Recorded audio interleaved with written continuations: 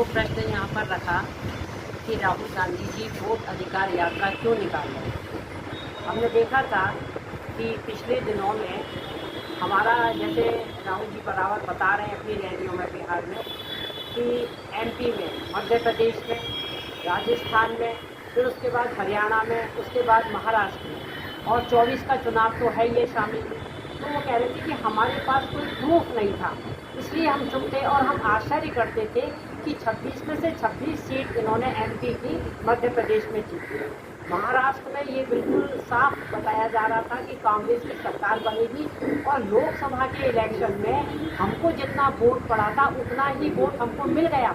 लेकिन महाराष्ट्र में ऐसा क्या हुआ कि जो नए नए वोटर थे उनके डालने के बाद में वो इस प्रकार से जीते कि किसी को विश्वास नहीं हो रहा, यानी इतनी अधिक सीटें आ गई।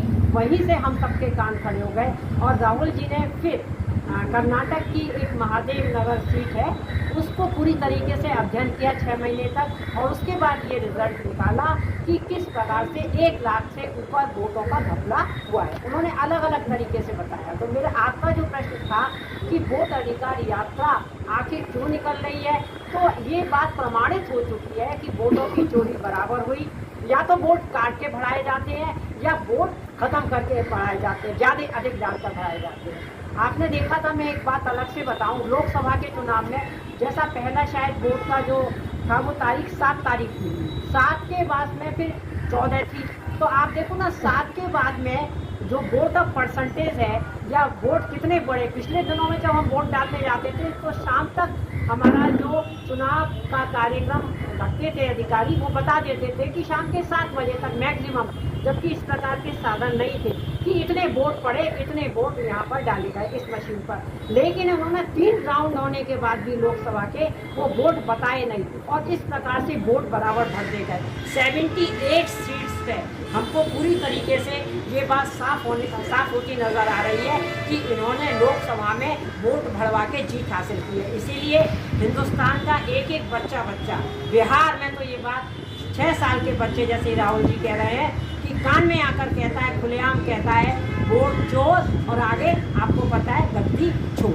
ये बात चल पड़ी है और धीरे धीरे ये सब जगह फैल रही है। लेकिन मुझे दुख इस बात का है कि बिहार के बाद पूरे हिंदुस्तान में ये बात साफ हो गई, और राहुल जी ने ये कहा भी है कि अभी हम और भी जो सीट बची है उन पर कुछ ही दिनों में बिल्कुल खुलासा कर देंगे, तो साफ हो जाएगी। इसलिए ये ध्यान भटकाने के लिए कभी तो कह रहे हैं कि आपका जो मतलब लॉ एंड ऑर्डर की स्थिति खराब नहीं हो जाए बिहार में, इसलिए कहीं ना कहीं राहुल गांधी जी को और तेजस्वी यादव को और जो वामपंथी लोग चल रहे हैं साथ में, तो उन सबको रोकने की कोशिश कर रहे हैं। लेकिन ये लड़ाई, राहुल जी कहते हैं कि ये लड़ाई हमारे लिए नहीं है, ये लड़ाई लोकतंत्र बचाने की है, ये लड़ाई संविधान की लड़ाई है। इसलिए हिंदुस्तान के हर आदमी को पता चलना चाहिए कि वोट चोरी करके ये सरकार बनी है। और एक छोटी सी बात और इसमें जोड़ दूँ कि हमने पिछले दिनों में देखा था कि जब हम कोई भी चीज़ हारते थे या जीतते थे तो लोग डालते थे कि इस ईवीएम को हटा दो, जैसा कि एक मेरे भाई ने भी कहा ईवीएम हटा। अब ईवीएम हटाने की नौबती आनी चाहिए कि जब तक ये नहीं हटेगी, जब तक फिर कैसा लोकतंत्र है, कैसा संविधान है। तो ये सारे प्रश्न बहुत गंभीरता से राहुल जी ने, तेजस्वी यादव जी ने और अन्य जो लोग चल रहे हैं, और पूरा का पूरा हिंदुस्तान का जो कांग्रेस से जुड़ा हुआ महागठबंधन है, या महागठबंधन, वहाँ के लोग तमिलनाडु के मुख्यमंत्री वहाँ पहुँचे हैं, प्रियंका गांधी खुद वहाँ पहुँची है, और भी बहुत सारे लोग वहाँ पर पहुँच रहे हैं। तो मैं यही कहना चाहती हूँ कि हिंदुस्तान को बचाना है, लोकतंत्र को बचाना है, तो हमको इस वोट चोरी को समझ तो गए हैं पर रोकना होगा। और SIR को जो सुप्रीम कोर्ट भी कह चुका है कि उसमें आधार कार्ड को शामिल कीजिए, जितने 75 लाख वोट काटे हैं उनको जोड़िए, तभी ये संभव हो पाएगा बिहार का। नहीं तो ये घपलेबाजी करने के लिए तमाम सारे वो साधन उपयोग करेंगे जिससे हम उन्हें कहीं जाल में ना फंस जाएं। इसके लिए ही हमको प्रयास करना पड़ रहा है। नाम याकूब शेख है, मैं शहर कांग्रेस कमेटी का मीडिया प्रभारी हूँ। आज की प्रेस वार्ता हमने जिला और शहर कांग्रेस कमेटी की संयुक्त प्रेस वार्ता बुलाई है। उसमें हमें प्रदेश सरकार की जो नाकामयाबी हैं वो हमें गिनाना है। आज उत्तर प्रदेश के अंदर इतना अपराध हो रहा है कि उत्तर प्रदेश न होकर ये अपराध प्रदेश बन चुका है। अब इसका नाम अपराध प्रदेश रख दिया जाए तो ज़्यादा उचित रहेगा।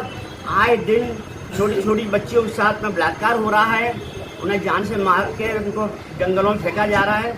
अभी एक हफ्ते के अंदर की ही बात है, फिरोजाबाद जिले में किसी गांव में 10 साल की बच्ची अपनी बकरी चराने गई थी, उसे गुंडों ने जान से मार दिया और झाड़ियों में फेंक दिया। आज तक वो कातिल पुलिस की पकड़ से दूर हैं। मथुरा में फरे के अंदर चांदी लूट हुई, जो चांदी लूटने वाले असल लोग हैं वो आज तक पुलिस की पकड़ से दूर हैं। और एक जो सच्चा बेचारा युवक था जो निर्दोष था, उसको पुलिस ने एनकाउंटर करके ख़त्म कर दिया। इसकी बहुत हम अति निंदा करते हैं, बहुत ही अति निंदा करते हैं। और भी पूरे प्रदेश के अंदर बहुत ही ज़्यादा बोलना चाहिए। आज तो जो है जंगल राज कायम है। कोई भी दलित समाज का व्यक्ति घोड़ी पर चढ़ के नहीं जा सकता। क्या वो इंसान नहीं है? क्या वो इस देश का नागरिक नहीं है? उसे घोड़ी से उतारा जाता है।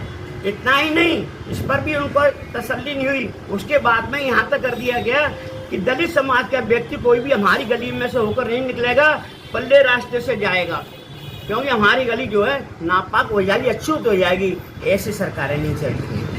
इन्होंने हिंदू मुस्लिम कार्ड फेंका, उसमें भी कामयाब नहीं हुए। इन्होंने कहा कि तुम्हारा जो है मंगलसूत्र चुराकर दूसरे लोगों को दे देंगे लेकर, उसमें भी कामयाब नहीं हुए। इन्होंने हिंदुस्तान पाकिस्तान बहुत खेला, उसमें भी कामयाब नहीं हुए। लेकिन लास्ट में ये इतने हद से नीचे उतरे आए कि इन्होंने वोट चोरी करना शुरू कर दिया, जो कि देश के साथ सबसे बड़ी गद्दारी है। इनके लिए जितनी सजा दी जाए बहुत कम और छोटी सजा होगी इनके लिए, कोई देश के साथ धोखा दिया है चोरी करके। उसमें इस वोट चोरी में चुनाव आयोग और प्रशासन शासन सभी दोषी हैं, सभी को सजा मिलनी चाहिए, इनको कड़ी से कड़ी सजा मिलनी चाहिए। और जब बाबा मुख्यमंत्री जब फर्स्ट टाइम बने थे 2017 में, तो इन्होंने फिल्मी डायलॉग बोला था। फिल्मी डायलॉगों से देश और प्रदेश नहीं चलते हैं। इन्होंने कहा था अपराधियों गुंडों, या तो प्रदेश छोड़ जाओ या सुधर जाओ। आज तो ना तो उन्होंने प्रदेश छोड़ा है और ना ही सुधरे हैं। अब बताएं इसका योगी जी के पास क्या जवाब है। ठीक,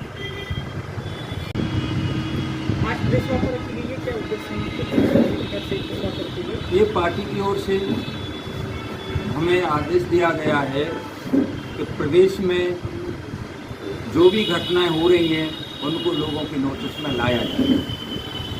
उत्तर प्रदेश लूट, भ्रष्टाचार, एनकाउंटर, चोरी, डकैती, बलात्कार का केंद्र बन चुका है। सरकार इन अपराधों को कंट्रोल करने में पूर्ण रूप से नाकाम रही है।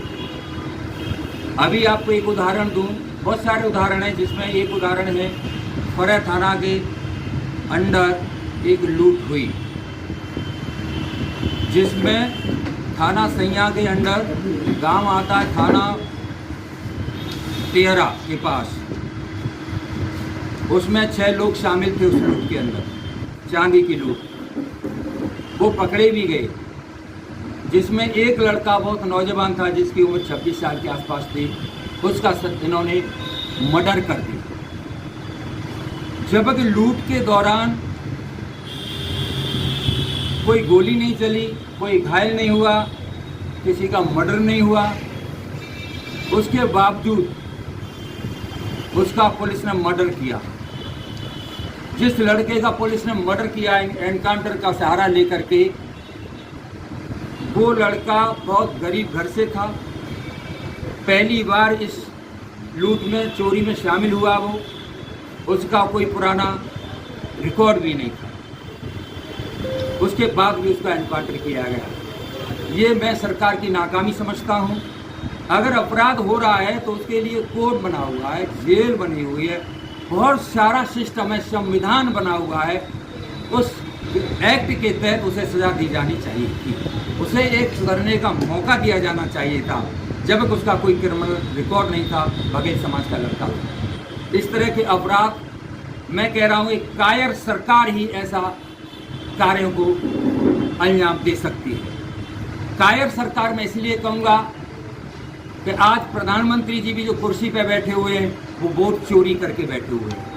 आज हमारे के सांसद राजकुमार चार जी हैं, वो भी आज सांसद बन के बैठे हुए हैं, तो वोट चोरी करके, बेईमानी करके, लोगों को पैसा बांट करके, शराब बांट करके वो सांसद हैं, फर्जी सांसद हैं।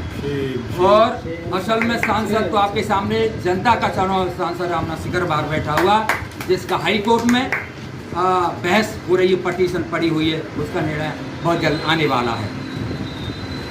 कांग्रेस पार्टी ने निर्णय लिया है, अगर सरकार का यही वोट चोरी रहा, इसी तरह से एनकाउंटर होते रहे, लूट अपराधों को कंट्रोल करने में नाकाम रही, तो कांग्रेस सरकार सड़कों पर उतरेगी और जनता का शोषण किसी हालत में नहीं होने दिया जाएगा। चाहे खनन विभाग ले लो, चाहे विकास कार्य ले लो, आधा पैसा भी नहीं लग रहा है। सड़क बनते ही खुद जाती है, इन गड्ढों के कारण रोज एक्सीडेंट हो रहे हैं, इसमें अधिकारी भी जा रहे हैं, बच्चे भी जा रहे हैं, हर नौजवान बुजुर्ग इस एक्सीडेंट में रोज मौतें हो रही हैं। इसके लिए यहाँ का भ्रष्टाचार जिम्मेदार है, शासन जिम्मेदार है, प्रशासन जिम्मेदार है। इसके लिए मैं जनता से भी अपील करता हूँ कि रोड पर उतरे, जब इन लोगों को रोका जा सकता है।